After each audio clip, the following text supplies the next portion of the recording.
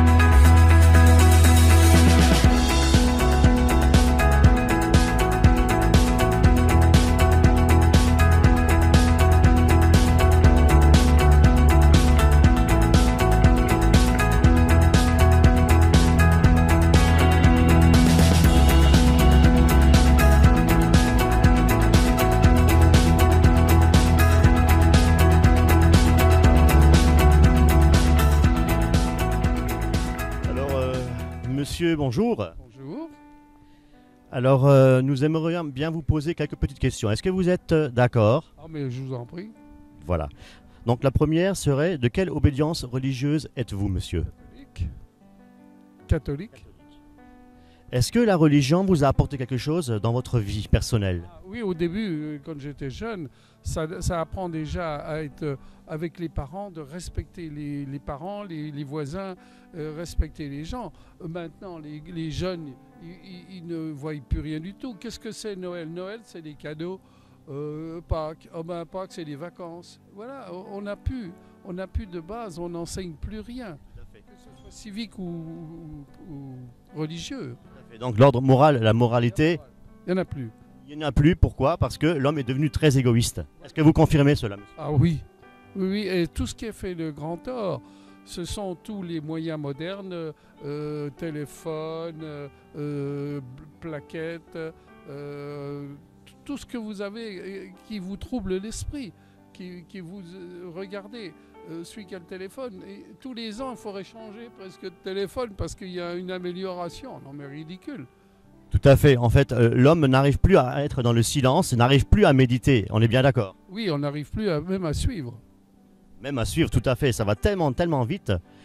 La technologie de pointe. Mais bon, est-ce que pensez-vous que cette technologie est un bienfait pour l'être humain?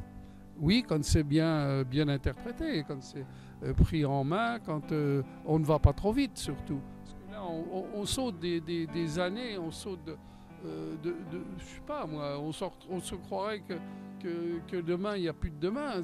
On est 100 années, 100 années plus loin.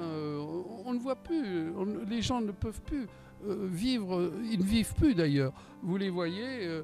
hop, ils se sauvent au restaurant, en vacances c'est pareil, on ne discute plus, je sais pas, moi il n'y a plus d'amitié, de sincérité. Et puis par exemple, je viens du Midi, c'est à celui qui escroque, excusez-moi, qui escroque le plus l'autre, à tout point de vue. Alors, je sais pas. Moi, Tout à fait. Et c'est vrai qu'aujourd'hui, ce qu'on essaie de faire, en fait, plutôt, ce qu'on essaye, ce que nous, en tant que chrétiens, hein, vous êtes catholiques d'obédience, nous, on se rend compte que Satan est à l'œuvre et il essaye effectivement de faire en sorte que les jeunes n'ont plus cette possibilité de prier, de méditer, comme je disais tout à l'heure. C'est fini, ça. Ils sont dans leur télé, dans leur... dans tout ce qui est... Matériel. Jeu, matériel, oui. Tout à fait. Pour le crâne, hein. Tout à fait. Alors, à travers ce message, ce que j'aimerais bien dire, effectivement, c'est qu'il existe un livre qu'on appelle la Bible. Est-ce que vous l'avez déjà lu? Oh, oui, monsieur, je la connais, la Bible. Quand j'étais jeune, j'ai été élevé là-dedans, pour ainsi dire. Alors, vous savez, Abraham, Moïse, vous savez, maintenant, vous demandez à des jeunes ce que c'est. Oh, je ne sais pas. Mais, les Juifs dans le désert, qu'est-ce que c'est? Bah oui, c'est ça. Déjà la culture. Mais ce livre est extraordinaire parce qu'il nous apporte effectivement la culture, etc. Mais il nous apporte surtout la révélation. Et vous connaissez la révélation? La révélation, qu'est-ce que vous entendez par la Bible nous apporte Jésus-Christ. Oui. Est-ce que c'est une religion qui a été faite... parce qu'il y a beaucoup de gens qui méditent maintenant là-dessus. Est-ce que c'est une religion qui a été faite pour 2000 ans, 2000 et quelque chose? Regardez, on a dit, je ne sais plus qui a dit, on approche de la fin des papes. Tout le mal qu'il y a, c'est vraiment les papes qui le font. Parce qu'ils ne changent pas la religion, ils n'évoluent pas dans le modernisme. Et ça, c'est très mauvais. Tout à fait. Encore, c'est toujours l'orgueil. Parce qu'il est écrit dans la parole de Dieu que justement, à la fin des temps, viendra un temps où les gens seront égoïstes, amis de l'argent, fanfarons, hautains, blasphémateurs, etc. C'est ça qui compte. Je ne vois que l'argent autour de moi. J'ai fait ci, j'ai gagné ça. J'ai acheté une maison moins chère, j'ai acheté une voiture pas trop chère. Voilà, vous n'entendez plus que l'argent. Tout à fait, gloire à Dieu, c'est la vérité ce que vous dites, monsieur. Donc à travers ce message édifiant, ce que nous pouvons apporter au peuple, justement à tous ceux qui nous écoutent, aux internautes, etc., c'est qu'il n'y a qu'une seule solution. La solution, c'est Jésus-Christ de Nazareth. Parce que Jésus-Christ de Nazareth n'est pas dans une religion. Jésus-Christ de Nazareth, c'est lui qui nous a sauvés de tous nos péchés et qui est mort sur la croix il y a 2000 ans en arrière. Pour Dieu, il n'y a pas de temps, effectivement. Mais ce qui est important, c'est de reconnaître ses fautes, ses péchés, que nous sommes pécheurs et nous sommes justifiés gratuitement par Jésus-Christ, notre Sauveur. Oui, mais on se demande vraiment Jésus, tout ce qu'il a fait, c'était à l'époque, c'était un révolutionnaire, il ne faut pas l'oublier. Il défendait les femmes, il défendait la religion même juive, pure. Et c'est pour ça qu'il a transformé, c'est comme les protestants ont ont changé la religion catholique, parce qu'à l'époque, il y avait 3-4 papes, et c'était une discussion sans fin.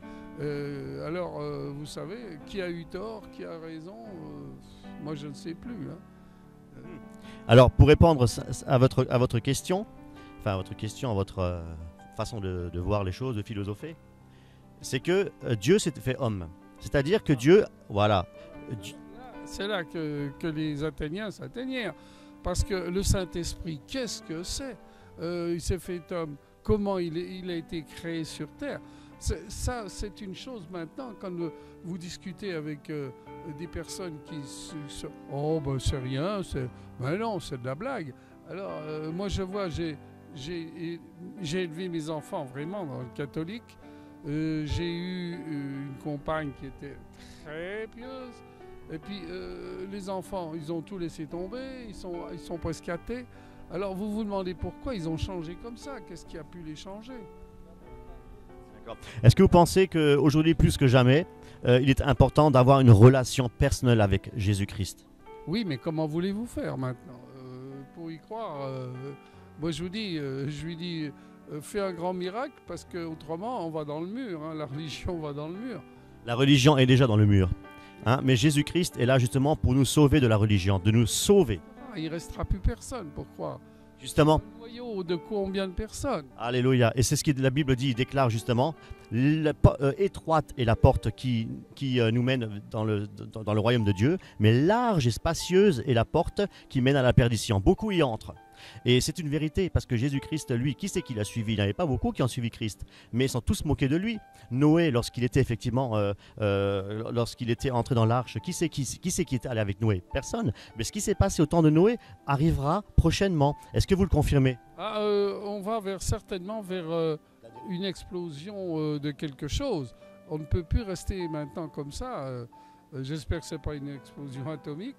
Mais on va vers quelque chose qui va se passer, ça c'est clair. Voilà. Les gens ne pensent qu'à la bourse, qu'à gagner des sous, qu'à monter. Regardez, même nos grands pontes des députés et tout, c'est celui qui peut en foutre dans sa poche, qui peut tricher et tout. Alors vous voyez, quand vous avez là-haut qui commence à tricher, et je ne parle pas des présidents, vice-présidents qui, pareil, je voudrais voir, moi, vraiment leur compte en banque ou ce qui a été planqué à l'étranger, parce que ça me fait rire. Et puis, vous avez d'un autre côté les retraités qui ne sont pas augmentés depuis 3 ans ou 4 ans. Alors, celui qui a une retraite passable, ça va. Mais celui qui a une petite retraite, bonjour. Hein. Bah, écoutez, on vous remercie beaucoup pour cet entretien. Est-ce que vous voulez qu'on prie pour vous? S'il vous plaît. Est-ce que vous voulez qu'on prie pour vous? Moi, je le fais déjà, mais si vous voulez, oui, parce que... On va prier pour vous. Vous savez, les accidents m'ont tellement... j'ai été électrocuté, j'ai failli passer sous des rochers qui sont tombés devant moi. C'est infernal ce que j'ai eu, et j'en suis toujours sorti. C'est que Dieu vous a gardé. Un accident de voiture à Nice. La voiture fonçait sur moi et mon épouse. Le gars, il discutait. C'est au dernier moment qu'il a dérobé. Mais ma femme me disait, ça y est, c'est fini. Ben oui. Et au dernier moment, il a eu un crochet. Qu'est-ce qui s'est passé? Vous voyez, il faut avoir beaucoup de chance aussi dans la vie. Attention. Hein. Qu'est-ce que c'est la chance? C'est quelqu'un qui vous protège? Providence. La providence. Vous protège un ange, mais maintenant, un ange, qu'est-ce que c'est? Ça ne sert plus à rien. Et nous, on a été élevés comme ça, il fallait croire. Vous étiez dans une école religieuse, on rentrait, on disait une prière. À midi avant de partir, une prière. L'après-midi, une prière. Le soir aussi une prière. Bah, on n'est pas mort, on priait. Ça durait 2 minutes ou 2. Mais on était élevés comme ça. Mais maintenant, regardez, vous avez... comment ça s'appelle? Je connais quelqu'un, son enfant est dans une école libre. Ben, il n'y a plus de religion, mais il y a 4-5 personnes qui viennent parler de croyants, des musulmans, des catholiques. Les gosses, ils sont complètement perdus. Là. Ils ne voient pas. Ils ont entre 8 et 13 ans. Oh, ben, on nous bourre tellement le crâne qu'on ne sait plus ce qu'il faut faire. Ah oui. Vous savez, vous voyez, j'ai des chaussures ortho. Oui. Le pied, il pendait. Hein. Le bras, je ne peux pas le soulever plus que ça. Le nez, il était refait. Mais j'étais en miettes au Maroc. Et je vous dis, j'ai entendu mon épouse téléphoner à mon frère et à mon fils, dire il n'en a que pour quelque temps. Et puis vous voyez... C'est comment votre prénom? Jean. Nous allons prier un petit peu, si vous voulez bien. Père, je te donne ça. Père, je te remets Jean entre tes mains. Tu vois, Seigneur, son cœur, tu vois combien il t'a déjà cherché, je pense. Il a aussi il s'est posé beaucoup de questions. Seigneur, tu vois. Merci beaucoup. Hein. Allez. Monsieur. Au revoir. Au revoir.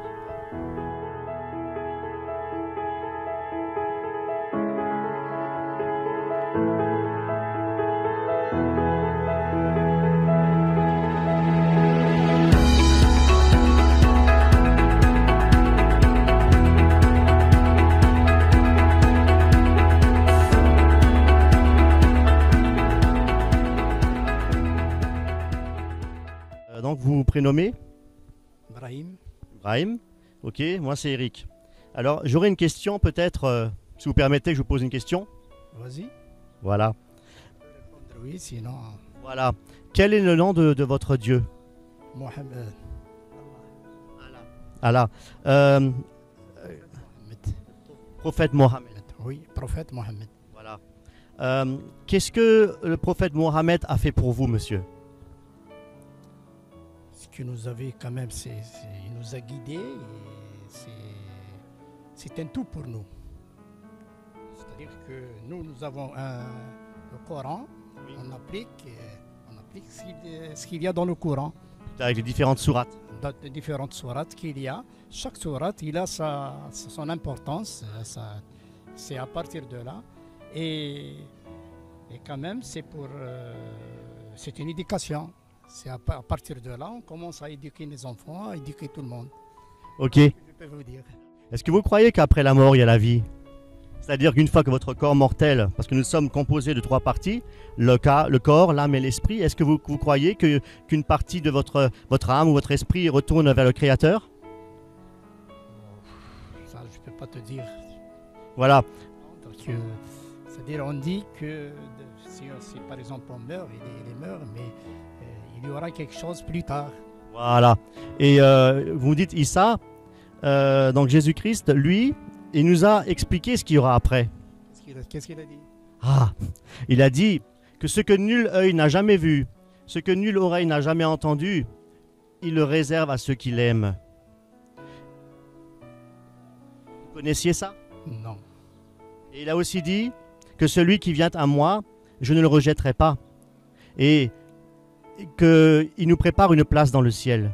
Tous ceux qui invoquent le nom de l'Éternel, qui invoquent le nom de Jésus-Christ, tout genou fléchira devant Jésus-Christ. L'homme en lui-même, il est de nature pécheresse. Et il est pécheur, l'homme pêche, l'homme ne sera jamais parfait devant Dieu. Et c'est pourquoi que Jésus-Christ, justement... On dit nul n'est parfait sauf Dieu. Alléluia. Alléluia. Et c'est pour ça que Jésus est venu pour nous sauver. Parce que par notre propre force, c'est impossible. Je vais vous donner quand même le maximum que j'ai pu. Alléluia. Et dans la parole, on dit que Dieu vous bénisse. Amen.